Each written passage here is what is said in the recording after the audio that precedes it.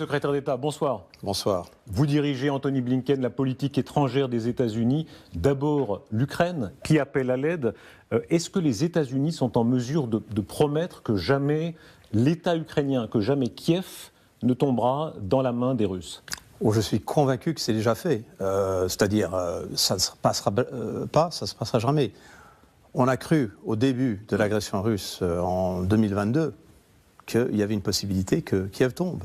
Mais grâce à la résistance incroyable du peuple ukrainien, mais grâce aussi au soutien que les États-Unis, la France, beaucoup d'autres pays ont apporté à l'Ukraine, le désir de Poutine de conquérir le pays en entier, de l'effacer de la carte, d'en faire partie d'une grande Russie, ça, c'est pas réalisé et ça ne se réalisera pas. Monsieur Zelensky a dit « On n'est pas sûr à 100% que Poutine ne recourra pas à l'arme nucléaire ».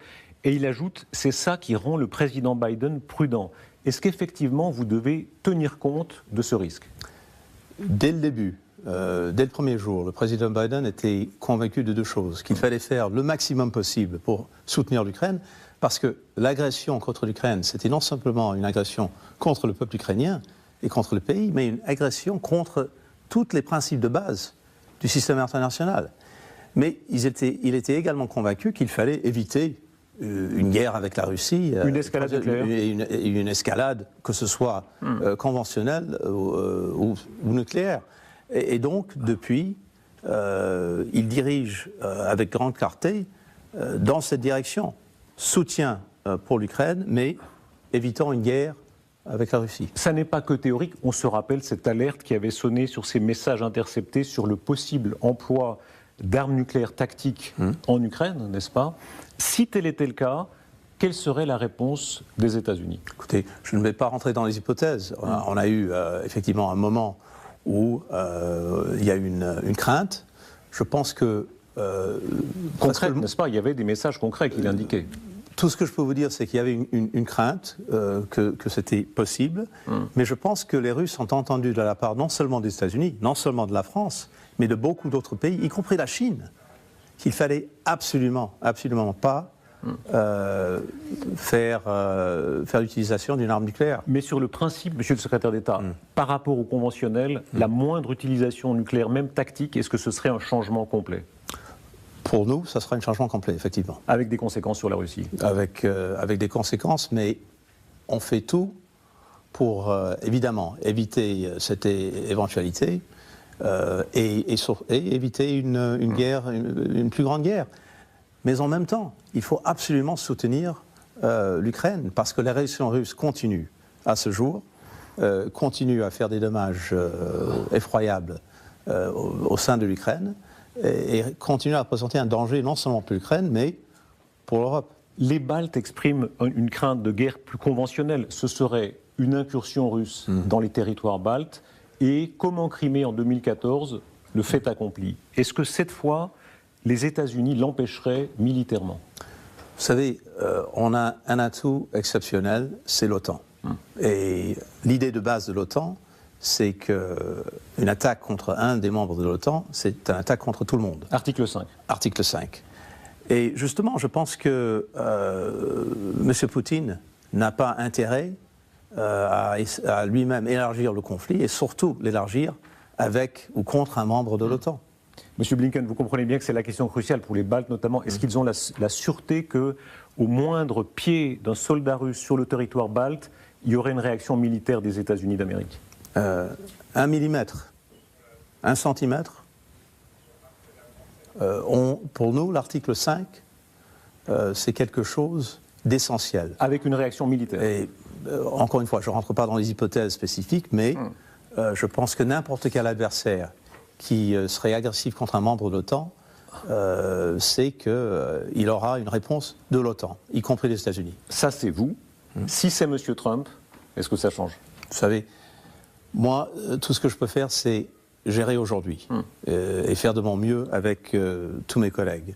L'avenir, mais... Est-ce que vous comprenez, pardon, Monsieur le secrétaire d'État, la crainte d'Européens qui se disent « si M. Trump est là, il y aura peut-être un désengagement de l'OTAN ». j'entends des craintes venant de mes collègues, de mes compatriotes, mais vous savez, il y a souvent des craintes quand il y a des changements dans les démocraties, que ce soit les États-Unis, que ce soit la France, que ce soit n'importe quel pays démocratique où il y a un changement de gouvernement, tous les 4 ans, tous les 6 ans, quoi que ce soit. Il y a toujours quelque chose. Parce que, évidemment, on s'habitue à ce qu'on a, on ne sait pas ce qui nous attend. Mais ce que je peux vous dire, c'est que cette année, ça fera 75 ans de l'OTAN. 75 ans où des administrations américaines, républicaines, démocrates, ont soutenu l'OTAN. Je suis convaincu que quoi qu'il en soit, ça continuera. Vous avez aidé très puissamment l'Ukraine. Vous excluez, ça c'est clair, des troupes américaines au sol en Ukraine, n'est-ce pas? Oui. En revanche, que se passe-t-il si les Français, M. Macron a dit, ça n'est pas exclu, des Finlandais, des Polonais le font, c'est leur choix. Est-ce que ça nécessitera un consensus de l'OTAN? Encore une fois, pour moi, j'évite les hypothèses pour l'avenir. Notre politique est claire, la politique du président Biden est claire, il n'y aura pas de troupes américaines sur le sol ukrainien. Pourquoi? Parce que pour nous, c'est quelque chose qui nous mènera plus proche d'un conflit direct avec la Russie. Ce que nous voulons éviter, ce n'est pas dans notre intérêt, ni dans l'intérêt des alliés, mais en même temps... Est-ce que ce serait une sorte de coup de canif dans le pacte, disons, depuis la guerre froide, où il n'y a pas d'affrontement direct entre les deux puissances nucléaires, le fait que des troupes au sol aient lieu? Pour nous, c'est une question d'intérêt national. Ce n'est pas dans notre intérêt d'avoir un conflit direct avec la Russie. Je ne pense pas que ce soit dans l'intérêt de chacun des membres de l'OTAN. Mais en même temps, il y a une détermination, une conviction qu'il faut faire le maximum pour soutenir l'Ukraine et le faire non seulement cette année, mais dans les années qui viennent. Parce que le vrai danger, il y a un danger immédiat sur le terrain, mais le plus grand danger, c'est l'idée qui est peut-être dans la tête de Poutine qu'il pourra durer plus longtemps, qu'on va finir par s'effacer, que ce soit nous, que ce soit l'Europe, que ce soit les autres partenaires. Je pense qu'il faut, essentiel, de convaincre Poutine que ça ne sera pas le cas. Mais Anthony Blinken, encore une fois, si des Français y vont, si des Finlandais, des Polonais, etc., est-ce que c'est à leur risque et péril ou est-ce que vous pensez que ça engagera l'OTAN? Chacun doit prendre ses décisions à l'échelle nationale et à l'échelle de l'Alliance aussi. Il faudra un accord de l'Alliance? Encore une fois, je ne rentre pas dans les hypothèses, mais je sais très bien que avec les relations que nous avons au sein de l'Alliance, les relations que nous avons directement avec la France, tout ce qu'on fait, on le fait ensemble. On en parle, on en discute et on décide ensemble. Le président Macron au Brésil a évoqué la possibilité que Vladimir Poutine participe au prochain G20 à condition, disait-il, que ce soit utile et qu'il y ait un consensus de tous les membres du G20. Est-ce que pour vous, c'est une possibilité à ces conditions? S'il y avait un consensus de tous les membres et s'il y avait une utilité, oui. Dans la conjoncture actuelle, c'est difficile de voir comment ça pourrait être utile et comment il y aurait un consensus de tous les membres. Pour vous, ce serait imaginable, une poignée de main Poutine-Biden, à condition bien sûr que ce soit utile? L'idée n'a jamais été d'exclure la Russie ou M. Poutine, c'est les actions, c'est la politique de la Russie et de M. Poutine qui implique ce qui se passe au niveau des relations de la Russie avec le G20 ou avec le G7, avec le monde. Alors, si la politique change, on n'exclut rien. Le problème, c'est qu'on n'a pas de preuves pour l'instant que la politique change. Mais si la politique change, on peut de nouveau parler à M. Poutine très directement, même dans un sommet. J'espère qu'il y aura un jour, et j'espère que ce jour sera plus proche que plus loin, où les relations entre nos pays et la Russie sont tout autres que les relations actuelles. Malheureusement, ce n'est pas le cas, et ce n'est pas le cas à cause de la politique de M. Poutine. Pour être vraiment clair, il n'est donc pas un paria pour toujours, pas forcément. La Russie n'est pas un paria. Et pour nous, c'est moins les individus qui comptent, les personnalités, c'est la politique menée par un pays.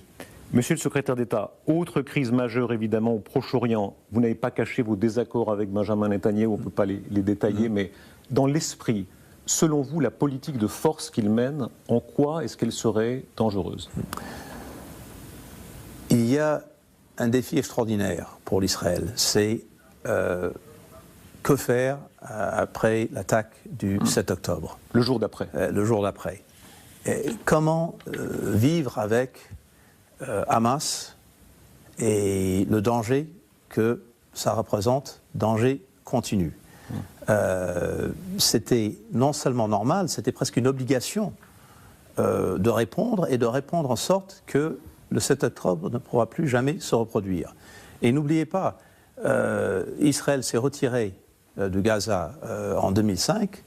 Il y a eu des attaques contre Israël venant de Hamas en 2008, 2009, 2011, 2014, 2021, 2023. Bien sûr. En même temps, nous avons dit dès le départ, nous soutenons le droit d'Israël de se protéger, d'assurer que le 7 octobre ne se reproduise pas, mais la façon dont Israël procède dans cette mission, ça c'est important aussi. C'est trop brutal. Ce que nous avons vu avec la perte de vie, les enfants, les femmes, les hommes qui se retrouvent au milieu de cette confrontation, les dommages sont terribles. En même temps, le fait que l'aide humanitaire n'est pas suffisante pour le peuple du Gaza, ça représente un danger et une nécessité immédiate. Anthony Blinken, on comprend qu'il faut la sécurité d'Israël. Il faut aussi donner de l'espoir aux Palestiniens. Certains disent reconnaître par avance, de façon unilatérale, un État palestinien. Aujourd'hui, le Premier ministre d'Espagne dit qu'il pourrait le faire. Emmanuel Macron disait c'est un outil qu'on pourra employer le jour venu. Est-ce que vous partagez cet avis? Notre désir, notre but, c'est l'établissement d'un État palestinien, parce que nous sommes convaincus... Mais ça paraît très loin.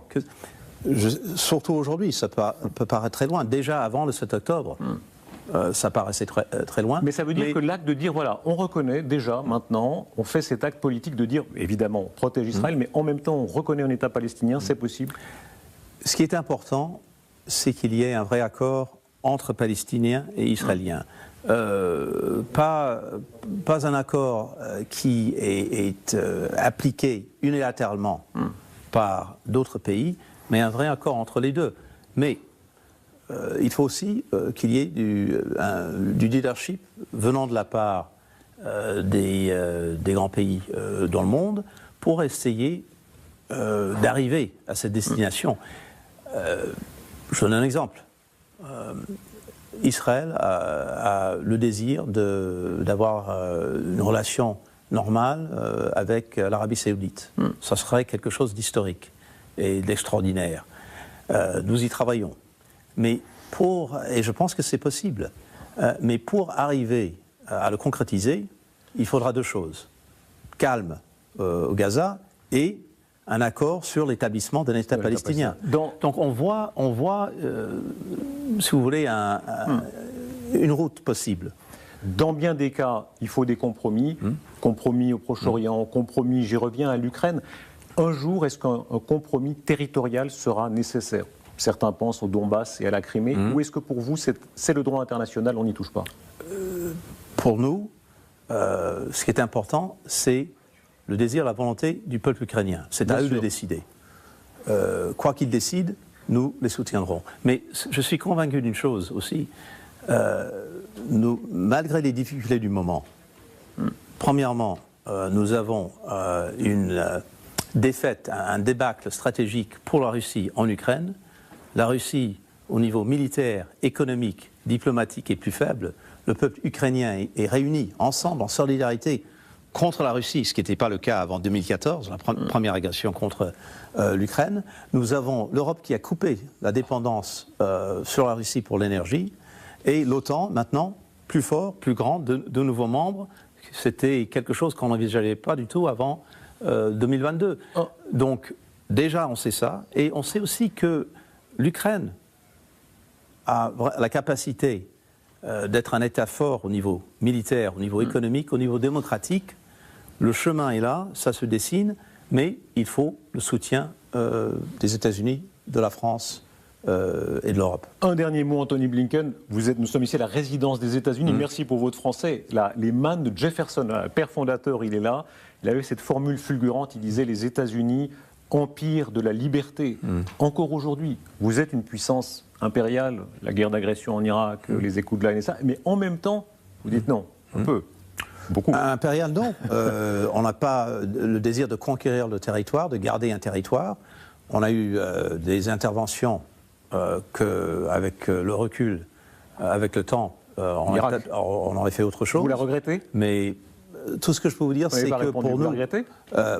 Oui, j'ai des regrets absolument sur l'Irak, comme beaucoup de gens. Mais pardon, j'allais dire, vous êtes en même temps défenseur de la liberté. Pour l'Europe de l'Ouest, nous avons besoin de vous. Est-ce que vous êtes toujours le gendarme du monde ? Je suis convaincu de deux choses. Premièrement, pour presque tous les problèmes qui ont un impact sur la vie du peuple américain ou la vie des Français, on a une nécessité de coopérer, d'avoir une coordination avec les autres pays, que ce soit les États-Unis, que ce soit la France. Seul, on n'a pas la capacité de gérer tous ces problèmes. Mais je suis convaincu d'une autre chose aussi. Sans l'engagement des États-Unis, les choses seront plus difficiles à essayer de gérer et d'arriver à un but commun. Alors pour nous, l'essentiel, c'est de créer des partenariats, de créer une meilleure coordination. Et ça commence avec les alliés de toujours, comme la France, mais chaque pays qui veut bien respecter les règles du jeu international, nous sommes partenaires, nous sommes partants. Monsieur le secrétaire d'État, merci beaucoup. Merci à vous. Merci. Merci d'avoir regardé cette vidéo ou d'avoir écouté ce podcast. Abonne-toi pour plus de contenu.